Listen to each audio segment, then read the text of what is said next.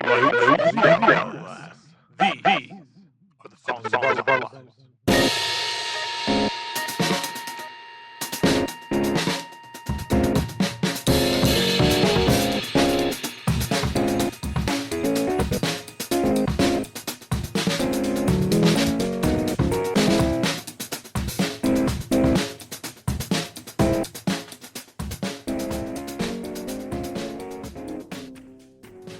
Hello and welcome to the latest episode of Songs of Our Lives. I am Brad Rose. I am an artist, a composer, a writer, the founder of Foxy, Digitalis, and someone who thinks about music and sound far more than is healthy. Each week I invite on a guest to talk about the songs and the music that has meant a lot to them and left its mark. This week I have the one, the only Matt Evans on the show.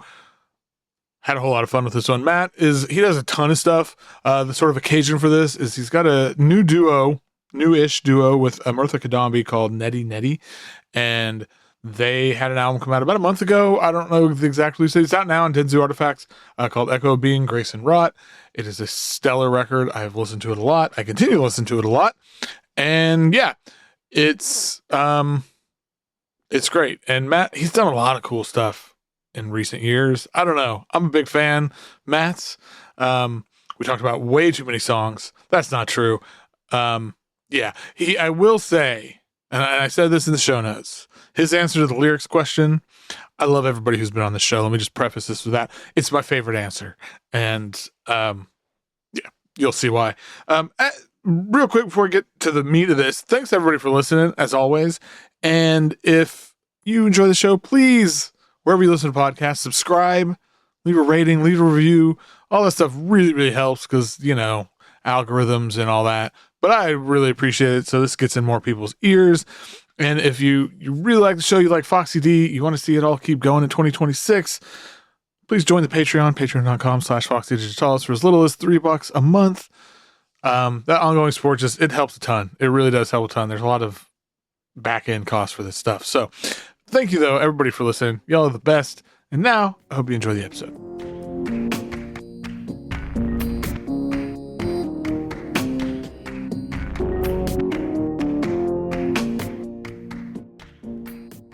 My guest today is a musician, drummer, a composer,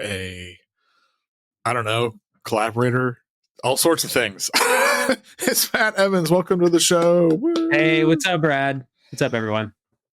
All right. So, the main occasion, or the big occasion of why we're doing this now rather than any other time, is you recently have a new project.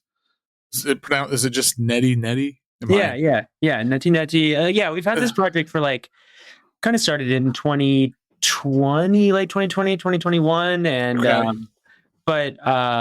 Just really excited about this record, Echo of Being, Grace and Rot, which feels like the I don't know, just the most beautiful codified version of this material that we've been improvising for a few years.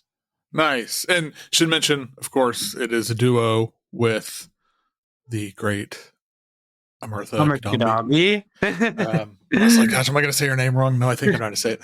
And it's on Denzu Artifacts. Got to shout out them too. Thank you, Denzu Joe. Yeah, I know. I saw, I think it was, Denzu Joe. Absolute legend. Yeah, dude, that's, God, I love that label. But okay, so to get into the record, so you guys recorded this album in a single day. And I'm curious what it feels like to sort of capture something that's so emotionally charged in that sort of compressed time frame, and does the sort of urgency of doing it in a day change how you play or play a role in that at all? It's a good question. I think what's interesting about it is that the emotionally charged energy that I think we're drawing from is always entering the musical sphere through improvisation. And for us, being in the studio for a day, anytime we were trying to imitate something we had maybe previously done, it felt like it was okay. But when we were allowing ourselves to really be in that moment, that's when the music really like broke through and like did like we like were able to access both like the feeling and the like the musical flow state that like expressed that feeling. Yeah, that makes sense. I'm also curious because so you did like the final take. I think I said the final take was in complete darkness.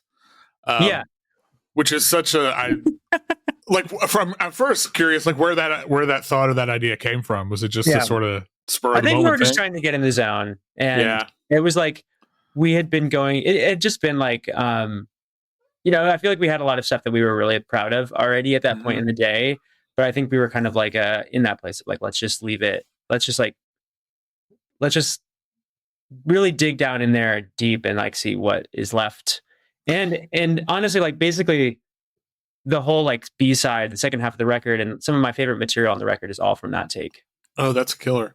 Does something like when you remove sight from the equation, like, you know, within an improvisation, does that change or like shift something? I mean, I think that like I don't like open my eyes a lot when I'm playing. Anyway. Fair. I'm not like and I kind of have this sense that actually with my eyes closed, I'm focusing like all of the energy of like taking in the world like towards my ears. And so I actually feel like my ability to be listening and like responding is higher. It's kind of in this like Spider-Man-esque, like I'm just like I don't know, leaning into that particular realm. Yeah.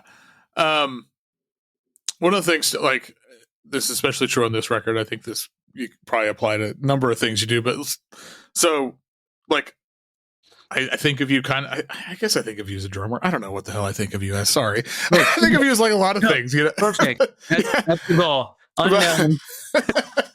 But like, I really love how you know, like your drums aren't just you're not just keeping time, right? You're sampling and looping, and it's going through effects. And I'm curious, just and maybe even specifically with this record, or even in general, how you think about your role, like when the percussion is part of the texture and the atmosphere as much as it is about rhythm. Yeah, I think specifically in this project too, it's like Amirtha and I are both using a lot of feedback. And in that sense, like we're using the feedback to create a harmonic kind of like mode and that we're then responding to and like and in a way like it gives Amirtha like the harmonic sense of like what she's improvising off of in terms of like, you know, where is this like rooted?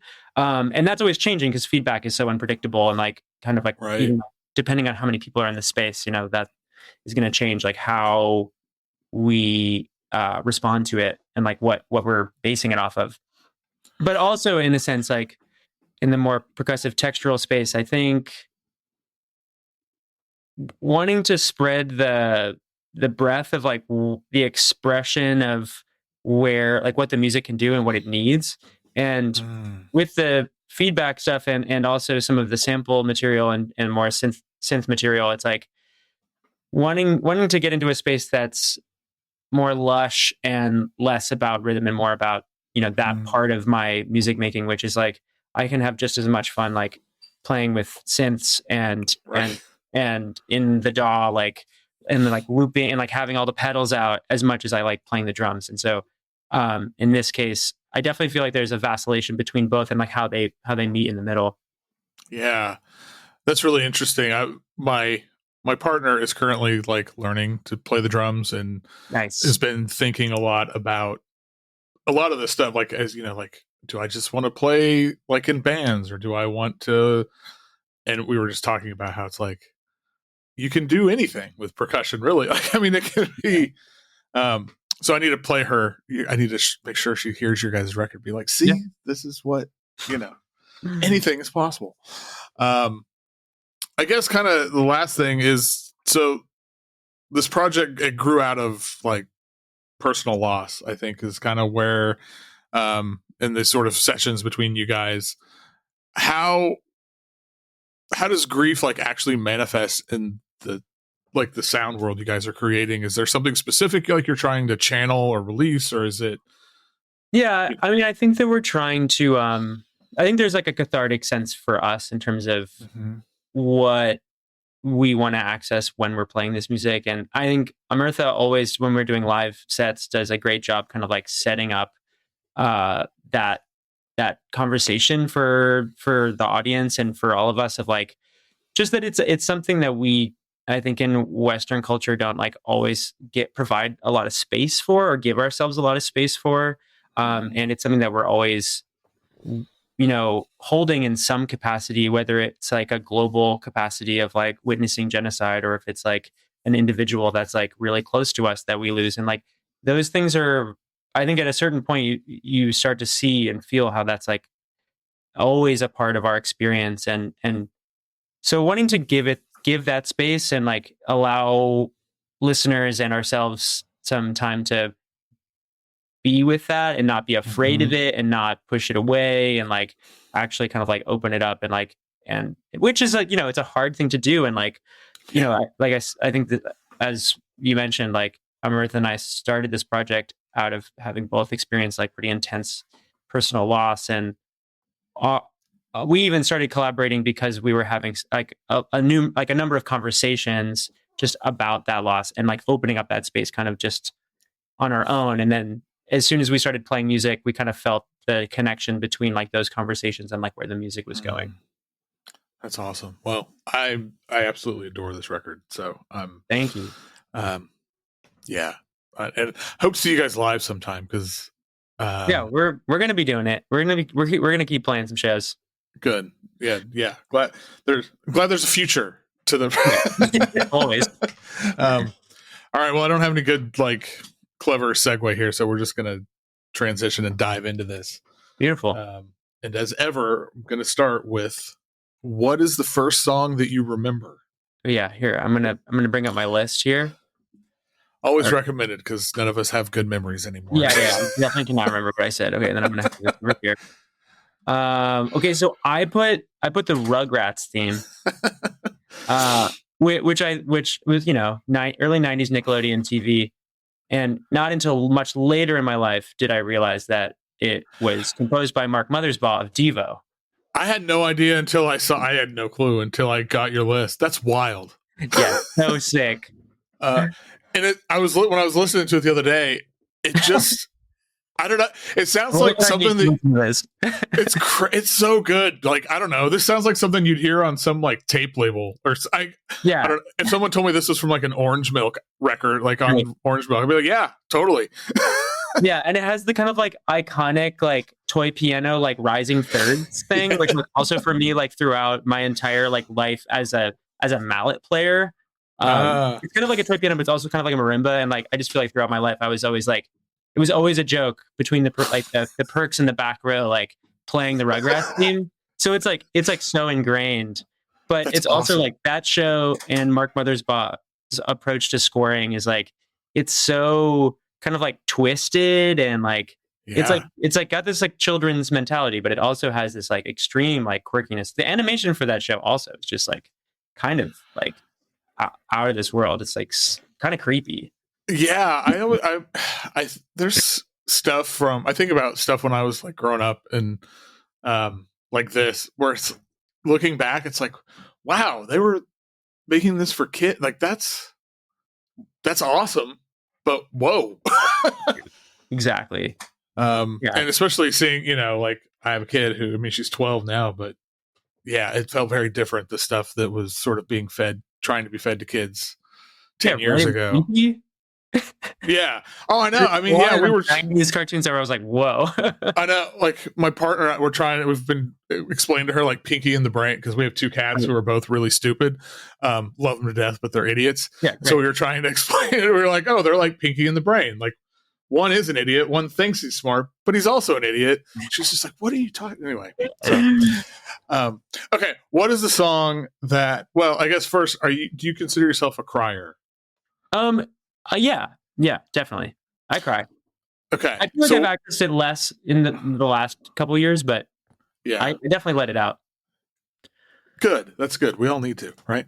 Well, what's a song that will either make you cry or make you like kind of feel in that sort of zone? And For this one, I picked a song by a really good friend, my friend Ben Seretan, and it's a song of his called "I Like Your Size." And it's Ben is like a super homie, and we lived together for a year in New York, and we're friends for numerous years before that, and have played so much music together, and still keep in touch and see each other all the time. So I think I've just heard Ben play this song like in like multiple different moments throughout my life and our friendship, and it's just an absolute perfect, beautiful, like 2+ like just like what did I say? Yeah, it's like just a 2-minute gem, and it's just a perfect song, and it just like the way Ben sings it, and like and our history with that song, like just like opens it up every time. Yeah, it feels like this just really potent embrace. Like it just the way he sings it, it's just like so beautiful, and it just feels like it's I don't know. It's not like a sad cry. It's like a sort of like everything's going to be okay kind of cry. Yeah, it's just like and yeah, and our history with it is definitely a part of like why I have this like it has this like really, really deep emotional resonance for me. But I and it's nice that it's not just like sad song, cry song. It's just like an absolutely beautiful song that is also just about something very real. And I feel like Ben does a great job of noticing and expressing the simple things in a really profound way. This is also a good reminder that I should invite Ben on this show. I've been thinking about that. Ben, he would be such a good guest for this show. Yeah. So Ben, if you're listening, watch your inbox. We'll send it to him. All right. Well, on the flip side of things, what's the song that'll put you in a better mood? Okay, so I put this Hermeto Pascoal track, Música de Lagoa, which like I actually don't know. There's a recording of this, but I know it more as kind of this YouTube video. Yes, same. And I don't even know if I've heard the actual recording, if I'm honest. But I think it's like the YouTube video of this is like one of the like absolute perfect points on the internet. Yes. And so it's for just like pure joy. It's pure joy.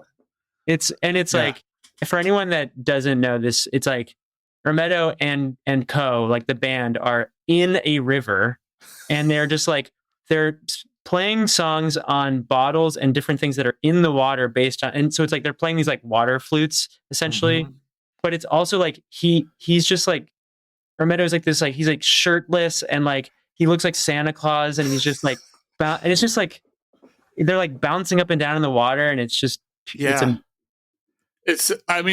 could be in the water, and he's I love that part, in and out. Yeah, he's like, and there's like water coming out of the flute like while he's playing it. It's just I don't know. There's this something I've been thinking about a lot, and with projects I've been working on, like there's not enough like moments for us as adults to play and experience. Like, and this is it's like playful and joyous, and it's I don't know. I mean, this feels, but it feels very healing in that way. It's 100%. And I think that's something that he's always represented too musically is like this kind of like playfulness, and that the idea of like the points that we can access with music can be as pure as like the joy itself. Mm-hmm. Yeah, and I mean, what could be better than jamming in a stream with your friends? It's like exactly, and I'm like, I love that there's this video of it. I'm just like, I know. Like this, we need more of this. Like, yes, that's 2026. Here's the energy I'm carrying into his Hermeto Pascoal on a group. All right, everybody's favorite question: what is objectively the greatest song of all time? Yeah, and so I mean, I really didn't have to choose this one because it's so obvious. But for me, so I'm going to talk about Tracy Chapman's Fast Car, which is just an absolutely beautiful song that is also like a heart-wrenching, like,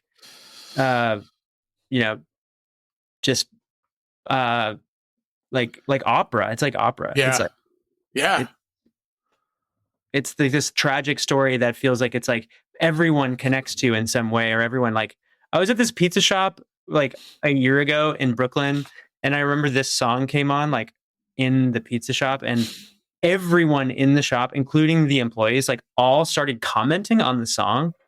Like everyone was like, "Oh, this song. Oh yeah, this song." And I was like, "Exactly. Like everyone has a relationship with this song."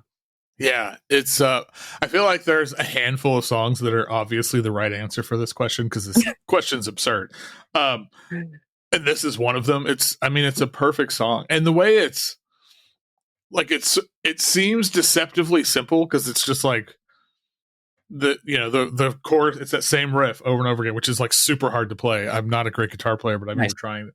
Okay. And the fact that she plays it and sings this just the way I don't know. I mean, she's gargantuan. She's just but yeah, it is one of the it is one of the objectively best songs ever written. And I wasn't there, but I heard that it was the last song that was played at Dripping this year. Like the music festival that happens in outside of New York. And I got word from my friend Leah Roosley, who was leaving, was like in the car leaving the festival, and then heard Fast Car playing and like drove back and ran back into the field to catch the end of. That's incredible. That's man. Wow. I love that. Yeah. Okay, well, what is the song that you used to love, but you think about it now, or if you heard it recently, it doesn't quite do it for you in the same way? Okay, so for this one, it's kind of an interesting choice. It's not really a song, but I picked Terry Riley's In C. Yeah. And I chose it because I was definitely like in undergrad and in grad school, like I was studying music, and I was definitely the like come to the NC jam guy. Right. Like I was the one, like I like would print out like a sheet that was like NC, like let's play NC, like, and and I would just be like, and it would like pizza party style or something. And now I'm like, okay, I think I've like, it's like, it just like, it's like everywhere all the time. Right. In that kind of like new music kind of culture. And for a while I loved it. And now I'm like, I think I'm good. I think I like, you got your fill. yeah, like once you play it like 100 times, like you're good. And like I think I like passed that. Yeah. No, I get that. Like when I saw this on here, I was like, oh, just because like I love Terry Riley so much, but within like and it's very rare like these days that I ever hear a version of NC that makes me go, oh, like. Which is exactly. There's a lot of really just not like, great versions. No hate. Like I feel like it can be done. And I think people can have like also seeing people interact with it for the first time can actually be really beautiful. And like it has something. It has something powerful to it. But I think for me, that's the way. That's like the arc that I've been on, where I'm like, okay, it makes sense. Cool. Like I don't need to like really hear that one night anymore. Right. Yeah. Yeah. It's like, I hope people continue doing it and discovering it, but exactly. Like, I'm good. For me, I'm like, I'm going to take like a 10-year break. Yeah. Yeah. I'll come back in 10 years and we'll see how it's going. Yeah. All right. Well, what is a song that some group of people, I don't know, a lot of people, specific people hate it. You don't care. You love it anyway. Okay, so I feel like holiday songs are kind of like probably come up a lot in this little category, because I feel like they're really divisive and they're like you're kind of like subjected to them. Right. And so of the kind of like holiday songs that we're frequently subjected to, I actually like love the Paul McCartney song "Wonderful Christmastime." Yeah. And I think like the synths are cool. I think like it's like such like I love the riffs, like the video is really stupid, but there's something about it that like, and people like despise this song. Oh, people hate it. Like really hate it. I saw a thing. I don't know if it was last year or a couple years ago. It was like a meme thing, but it was basically, it was like, this song sounds like it's a bunch of people like doing a bunch of pagan rituals or something. And then people walked in, they're like, no, we're just having a wonderful Christmas time. I was like, that's my favorite. That's how I think of the song now, and it made me like love it even more. Yeah, it's I don't know. I understand why people don't like it, but I think there's I think what people don't like about it is like exactly what I like about it. I'm like, yeah, this is like an absurd song, And like, I love that it's like I'm into like the synth pop Christmas, maybe. Yeah. That really hits for me. And, and like sleigh bells all over it. Like, yeah, it's like, it's like amazingly terrible. It's like a B movie. Right. It's amazingly terrible. It is so, it's so corny, but it goes so far into corny that I'm here for it. Like it's, I don't know. Do you think that he was like totally aware of how corny it was and just leaned into that? Or do you think he was like, Interesting. I think he knows. I think he was like, it's a Christmas song. It's like the point is to be corny. Yeah. Like if there's ever a time in your career to be corny, it's like when you're writing a Christmas song.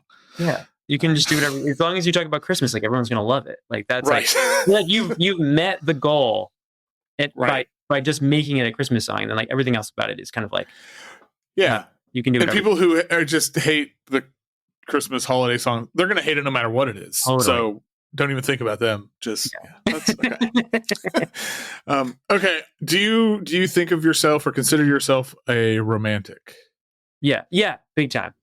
Okay. I'm like always since youth. Like I'm having the feelings. I'm trying to like watch the moon from like a particular point, you know, with someone or like there's always like let's catch a sunset, you know, like that. Absolutely. big time romantic. Yeah, hell yeah. Well, what is the most romantic song? Okay, so I think the most romantic song, also specifically based on like recent events, is there's this George McRae song called "You Can Have It All." Yeah. That's like a disco song. It's like, I wouldn't say that the song itself is romantic, but like I found myself in the position with my partner Janae recently where I lip synced the entire song to them, like while I was standing out, like we were like outside, and I just like had it playing on my phone and lip synced it to them. And the lyrics are amazing. Like, you can have it all. Like, you want my love, you can have it. You know, like whatever you need, you can have it. It's such a beautiful like sentiment. Yeah, that's awesome. I love that. And there's also like I found out about this song because there's a Yo La Tengo cover of that song on the record that's like, and everything turned itself inside out. Mm-hmm. You know this record? This is like early 2000s. I think that may have been the first Yo La Tengo record I actually bought. Yeah, incredible record. Oh, unbelievable. Yeah. And so on that record, they cover that song, which I think is also an amazing. Right. And just like, I just feel like that's like, for me, that record is really peak YLT, where it's like, it's kind of like mellow, groovy, like Georgia's always like playing with brushes and like, but it's also got like the kind of funky feedback, and like James's like bass lines are incredible.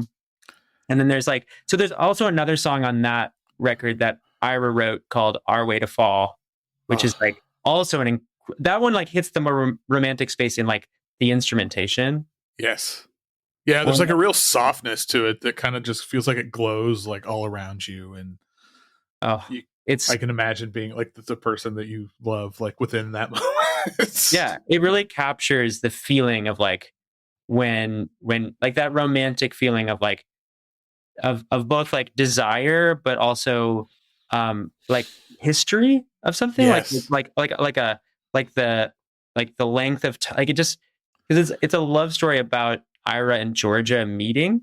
And like, you know, they're in the band together, and they've like been together for I don't know how long, but for the long time.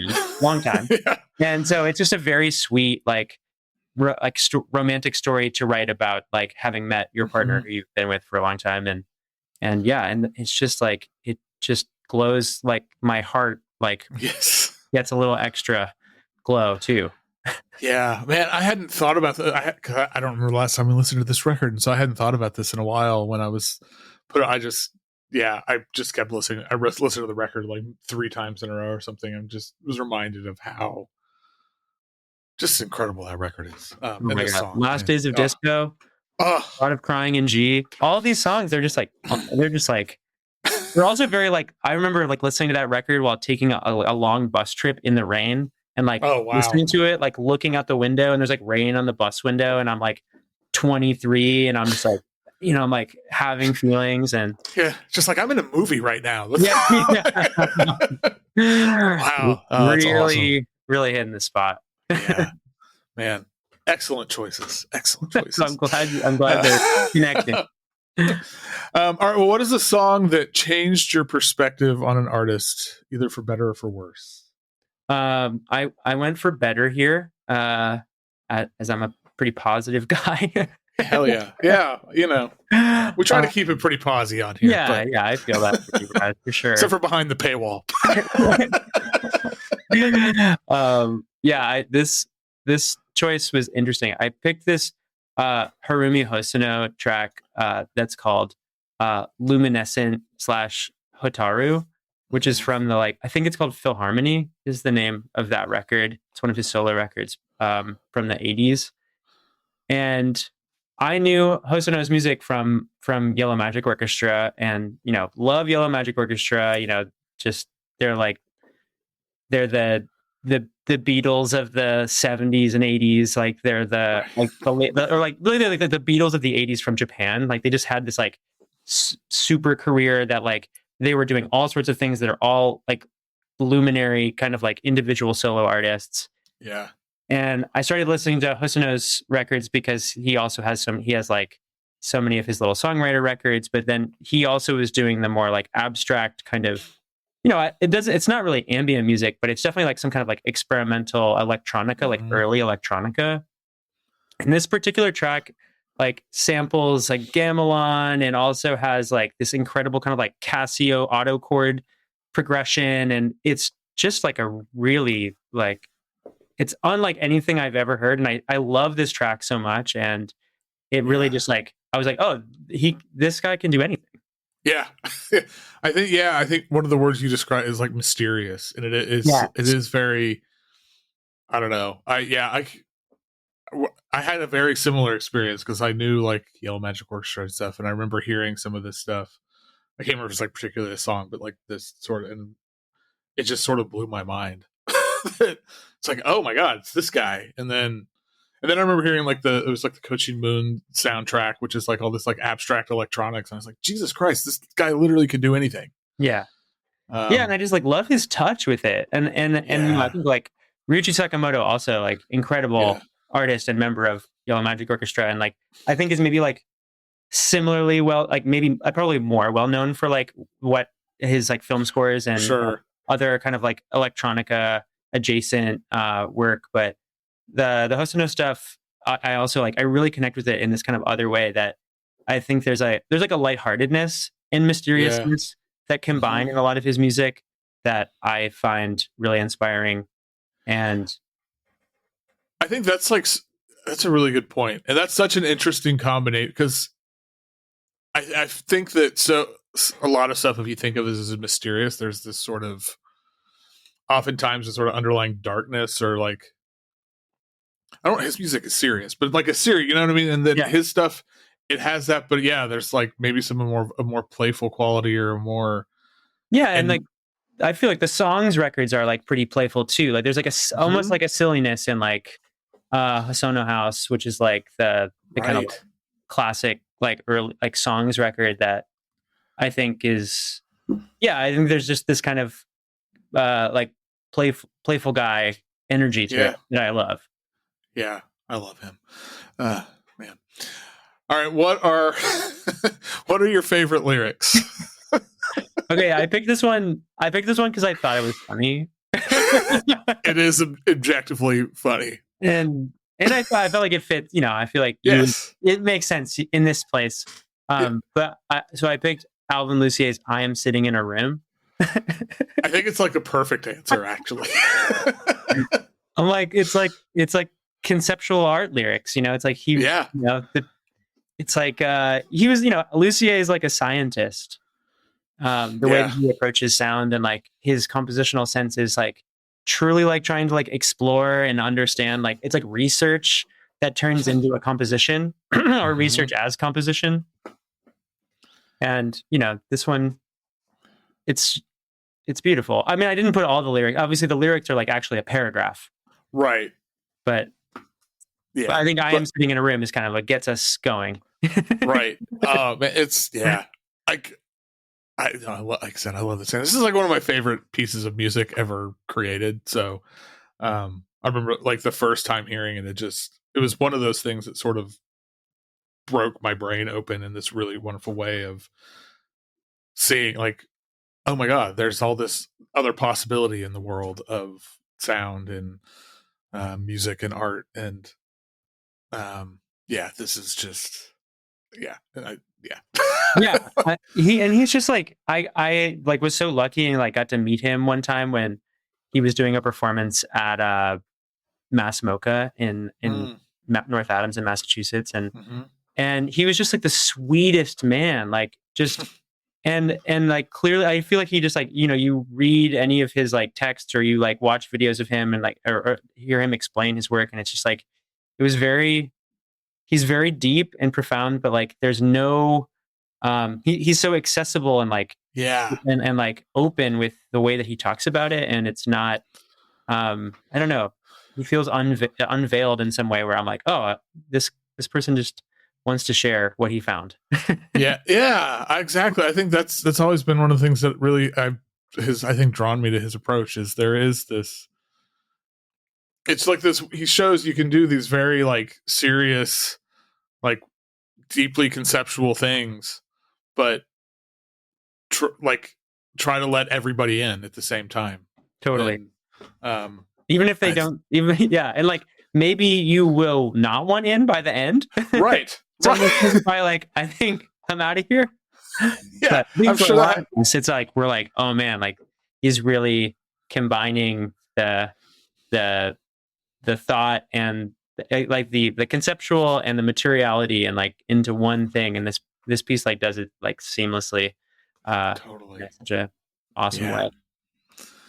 What song have you or can you listen to the most? Yeah, this one's Weezer. I put on Undone Sweater Song, but basically anything from the Blue Album really counts here for me. They are my favorite band of my youth, no doubt. Awesome. I remember, like I loved the Blue Album when it came out, and I still love the Blue Album. But there's, I don't know, something about Weezer in 2025. It doesn't work for me. I don't know what it is. Absolutely not. No. Okay. Yeah. No. I'm not. I feel like this is like a crystallization. Yes. Like a time period in their career where I'm like, this was working. Yeah. This still hits. I watched the music video for this song also when I was like, it's amazing. Yeah. I was watching it just before we got on here and I was like, man, this still hits. Yeah. It's cool. They're like, it's like, yeah, I don't know. I feel like that time period they were doing I'm like, in some ways I'm like, wow, they're still a band, like good. Yeah. Like, yeah, you can, that's cool. But, I'm just back there. I'm forever back there with whatever. That was probably like, what is that? 96 or something. Yeah. Earlier. Yeah. 94, 95. 94. It's 94. Wow. Oh, wow. 94. Yeah. Man, that's 30 years ago. Jesus. There we go. How about that? That's why it's aged well. Yeah. I remember like having such a moment with this. And then I still remember like the first Rentals album. And that was really one of the things that got me obsessed with like synthesizers, just because it was one of, anyway. I haven't listened to that in 25 years, so I don't know if that holds up at all. Okay. What is the song you most recently fell in love with? To this one, I picked this track it's called Proprioception, and it's by this artist PQ. I don't really know them. I found it on Bandcamp. It was like, I think it was suggested to me on Bandcamp, and I listened to it. It's like, it's more on the dance music side of things. It's like, but it's like extremely rhythmic and like kind of like quirky, and it's like kind of like polyrhythmicity or something. Yeah. And it's also like kind of got these like corny, like big tom fills. Yes. I think are like hilarious, and I love them. But it really like, it has this propulsion that is like I'm like obsessed with. It just like really like draws me in. Like I feel like I'm driving a car even when I'm listening to it. This was totally new to me, and this is awesome. The whole album is awesome. Yeah, the whole album is awesome, and it goes all over. It's like kind of sometimes it's more ambient, and like sometimes it's more like super rhythmic, but it's yeah. And I know nothing about it. The guy, I think his name is Pete Jones, right, and he's in a band that I never heard of. Yeah, that I can't think of. Sorry to Pete, but I'll put a link to this specific album in the show notes because I feel like people will really love this if they know. Like, and maybe people do know about it. I don't know, but I've never heard anybody talk about it. I don't know how it entered into my orbit, but it was sent into my orbit, and I was like, oh wow, this is fun. Like, yeah, and it feels a little bit like I do listen to a lot of like Food Man, and oh god, I love Food Man, and I feel like it hits a similar spot that the Food Man records do, where it's like just but yeah, and I'm like I'm also obsessed with Food Man, and I feel like maybe that's like my secret like dance music obsession. Even though he's like, I don't know, he's like dance music, but he's like hardware techno, but he's also like abstract. Like I saw him play a set at Public Records last year, and it was like totally like all like it was more textural and like and gestural, and it was just amazing. Like he just has complete control over like sound, like electronic sounds, and making them like viscerally grab your body and throw them around. Man, oh yeah, I've never seen him live. I would love to do that. I love Food Man. I put out a tape of his in like 2013. Sweet.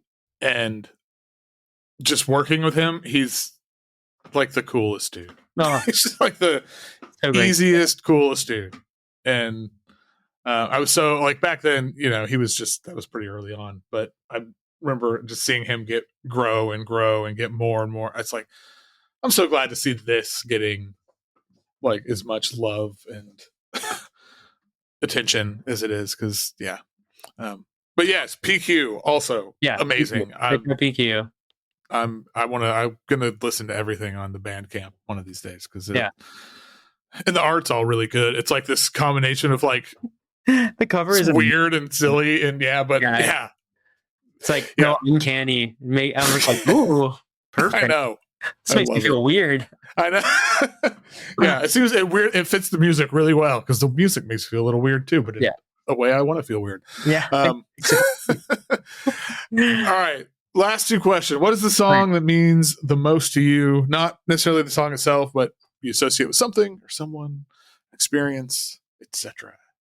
Okay, so for this one, I picked the Marvin Gaye song "Come Live with Me, Angel," which is I'm forgetting what is the name of the record that it's on. It's on. I'm drawing a blank, and I'm looking it up. It's got that incredible cover. Oh, I Want You. Yeah. Yeah. And I picked this song because I don't know. It's a song that my partner Janae and I like. Janae showed me the song when we were first. Oh, nice. And it kind of became this like that whole record kind of became this like early point of like our like courting each other and like meeting each other. That's awesome. It's like it's an extremely like sexy record. It's like not it's not subtle. It's it's like it's pretty overt with its like it's sentimental but it's also like it's very like there's like an animal sense of connection and love and like sexiness and it's a hot record. Yes. It's definitely one of those records. It's one of those ones. Like another one is like Voodoo by D'Angelo, where it's like exactly. It's I don't remember who I was talking. We were on the show. It's like a lot of children have been conceived to this record. Exactly. I know. I was like, damn, am I gonna like talking about this record? I'm like, whoa. It's like, I know. This is okay. This is like spicy. This is behind the paywall, so it's okay. Yeah. No, actually, this part isn't behind the paywall. Sorry. That's awesome. Though. Yeah. And hey, shout out to Janae and their new record, the Gushers record. Because go check it out. Yeah, that's another favorite record of mine this year. God, I love it. Delicious Collision. Yeah, it rocks. Another one on in on one of the greatest labels on the planet, on PTP. Right.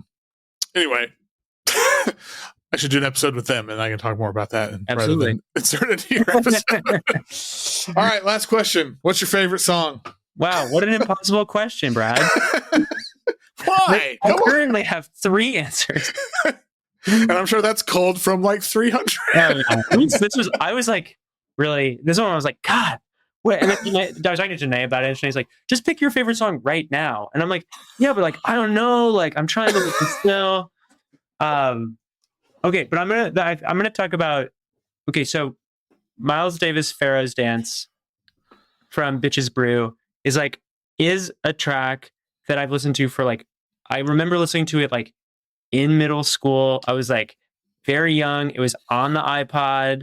Thank you, Dad, like for like having known about Miles Davis and like putting it on the iPod, and I'm like listening to it in the car, and I'm like, this is really, I love this. Like, what is this? And Jack DeJohnette is like from there became one of my favorite drummers, and like, he's on that record, and I think that there's something about it has the improvisatory spirit, it has this like mysteriousness, it has like the studio as instrument, like editing stuff that I like kind of like then I wrote a paper on this record in college because I nice. Reading about how they made it, and like then I learned it's like I just feel like I keep learning things about this record like as I throughout my life, so it felt like a cool choice, and also just because we lost Jack DeJohnette so recently, and I've just been like listening to his stuff and thinking about his playing and like the role that he filled in like the music community, and like I feel like just everyone has like gushing beautiful things to say about like how he was a musician in the world and how he collaborated, and it's like, damn, that's what that's the goal. That's like where that's what it's about. It's incredible. It's like there's someone to look up to in that kind of way, and well, that's a beautiful place to end. Yeah, there's other ones that I will also say that I was gonna put like, I have to talk about Eliane Radigue because I feel like Eliane Radigue was so important to the making this Neti Neti record. Like we were listening to a lot of Eliane's music, and like I don't actually think that our music sounds anything like. I mean, it does in some ways sound like Eliane Radigue, but it doesn't have the like exact same kind of Eliane's music is so patient and so spacious and meditative in this way that like you really do kind of like float off once you like settle into the music. You kind of like float into this other world.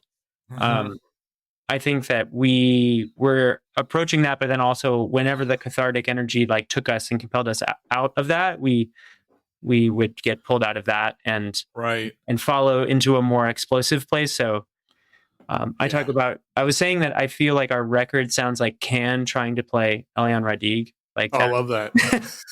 Yes. That, oh my God, that like really makes sense. Yeah. We're trying to do it, but then it's like, but then we start like playing this like groove, and then there's like, and then like Amirtha's like kind of like really kind of like getting like like the vocals kind of like start to like blast off a little bit on top of it, and like we allow that kind of space to happen, which also love Can, but but then it like inevitably will like settle back into this place that feels like that kind of meditative spot, and I've been listening to Adnos One a bunch, which is like the last piece that Eliane made before she took a big break and like actually went and like studied Buddhism, and it's a really special one. It's like maybe one of the most austere, most like singular. But it's just an incredible piece of music. Yeah. No. Yeah. I love that. Can trying to play at Eliane Radigue. That's all I'm going to think of now. I don't know. I've heard it a couple times. I think I'm more familiar actually with like Adnos 2. Okay. But all of them, like I was listening to it again, and I was, like you said, it's just, I don't know, man. She creates this stuff that it feels like a lot of times it's like time just stops, and you're just like, you're just there, like in this, and I don't even know, this space. Yeah, I feel my cells slow down. Like I feel this like this portal opening, and I think that kind of portal opening is maybe the thing that Amirtha and I have been the most interested in terms of like, can we open this portal to a place of feeling that we, as audiences and musicians and listeners and people don't always have access to. Yeah.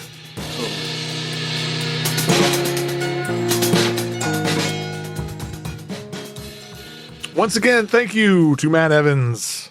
Good times were had. Listen to all his picks at the link in the playlist link in the show notes, and please check out Echo of Being, Grayson Rott, from Neti Neti, which is out now on Dinzu Artifacts. Such a good album, man. And I don't know, hearing the stories about the recording and just some of that, like, it's, awesome.